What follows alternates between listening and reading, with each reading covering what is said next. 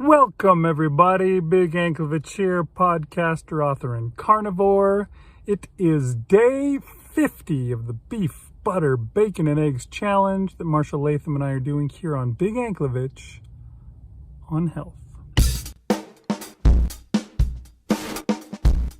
Alright, so we're going to get straight into the videos, the daily reports, and then we'll talk about it on the other side. Hey everybody, it is day 50. Nice round number, but insignificant to what we're doing in this challenge, but that's fine. Yeah, today was a pretty standard day, although I did do something special this morning. The first thing I did was get up and go for a walk. I recorded a little video on it, you need to check it out. Okay, so here I am out walking. I saw a video from What I've Learned the other day where he talked about how it's good to get outside and get sunlight on yourself. The sun is a massive circadian anchor. If you want to go to sleep at 10 p.m., get yourself outside between 6 a.m. and 8 a.m. Even if it's cloudy, the sun is powerful enough to shift your circadian rhythm back. Early in the morning, it helps to regulate your circadian rhythm so you can sleep better. And that's one thing that I know I need to improve is my sleep. So I figured I better do that. And then I also read an article Dana, shoot, I can't think of her last name now. She said that you need to exercise to help relieve the stress that you get day in and day out. And she said that she did it, she was able to fix herself just by walking. And eventually it turned to running, and then she finally got back to weightlifting and stuff like that. But I figured, I love walking. I've got this beautiful trail to get out and walk on, so I'm gonna try and walk every day. There you go, a video within a video within a video. It's Big Anklevich inception here. But yeah, I went and did the walk this morning, and that was nice. And now my daughter says she wants to come with me, so tomorrow she told me to wake her up and take her with me on my walk. So we'll see how that goes. Maybe it'll help her sleep, because she's terrible. She stays up all night and then sleeps all day. I guess, you know, she graduated from high school, so she thinks she can do whatever she wants. But anyways, yeah, what did I do for food today? Well, I got up and I started cooking up some stew meat. I cooked that up into nice little steak bites, which was pretty wonderful. And for some reason, I don't know why, I bought a can of corned beef that I was going to put into my kind of food storage, but it was sitting there and I was drawn to it, and I thought, well, I had it once before during this beef, butter, bacon, and eggs thing, and it's just beef. We looked at the ingredients and there was no issues with it, so I thought, whatever, I'm gonna throw it onto the frying pan and fry it up and eat that too. And so I had corned beef as well, and that was my food for the day. And I don't think I ate corned beef with butter, but I did eat the steak bites with butter, so I had plenty of butter as well. So I got in my fat, and that was my food for the day. I exercised for the day. We'll see how the sleep for the day goes. Hello, it is day 50 of the Beef, Butter, Bacon, and Egg Challenge. And it feels like I should be telling you that I'm fasting today, because 48 hours should be 2 full days of fasting. But since I ate in the evening a couple days ago, on day 48, I didn't eat all day the next day, and then I waited till after 7 last night, which was my day 50, before I ate something. But it almost felt like I didn't fast. I was like, oh, that wasn't even, because, you know, 48-hour fast should be two days. And yes, I did 48 hours, but, and I don't know, it just seemed like I only skipped a day of eating, because I did OMAD on day 48. I didn't eat anything on day 49, and now I'm eating OMAD on day 50. So, but that's how it works out. I thought about waiting, you know, not eating last night, and then eating sometime today, and I could have done that. You know, it would have been close to a 72-hour fast. But I also decided to eat. So I did one of the reasons is I had, well, two reasons that I ate yesterday and didn't decide to fast longer than 48 hours was I knew I had to start cooking up a bunch of bacon. I agreed to help out with a meal for the football team, and it ended up being the game on Friday got canceled, or not, but postponed until Saturday morning because of reasons. And so they decided to do breakfast burritos for the team. And so I need to make 40 breakfast burritos.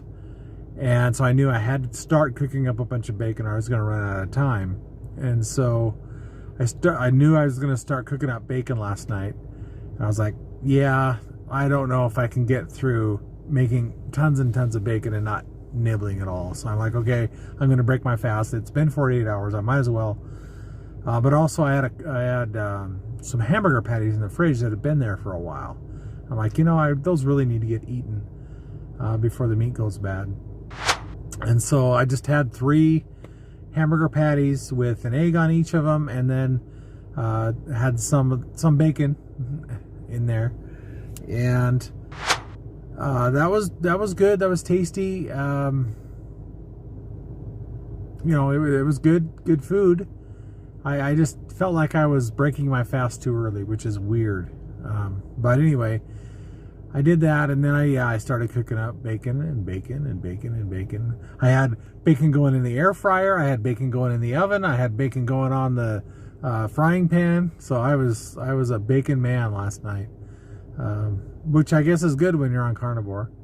But of course, I am gonna eventually make breakfast burritos, which is gonna have tortillas, and they wanted us to put potato in there, so I'm probably gonna put some tater tots in there. So I won't be able to eat the breakfast burrito, but I'll be able to eat the eggs and the bacon and whatever as I'm prepping them. So that's fine for me. I'm gonna talk about something I'm gonna call the vigilance alert or vigilance report. I don't know, something like that. It seems like every day there's something you have to be vigilant about, something that's tempting or something that surprises you. And so I thought maybe not every day, but just kind of do a vigilance report. So I had to go to Costco to pick up a bunch of eggs and tortillas and bacon. And usually the samples aren't tempting, because it's always something I can't have, like corn dogs or ice cream, or I used to get all the samples, but now I'm not. I'm eating carnivore, so. But yesterday they had bratwurst and smoked cheese at one of the little sample stations, and I'm like, man, that sounds pretty good. But they don't fit into beef, butter, bacon, or egg, so I, of course, didn't partake of it. But just, those little things you have to be vigilant about. And then just walking through Costco in general, there's a bunch of stuff that's like, oh, I remember that. That tastes really good.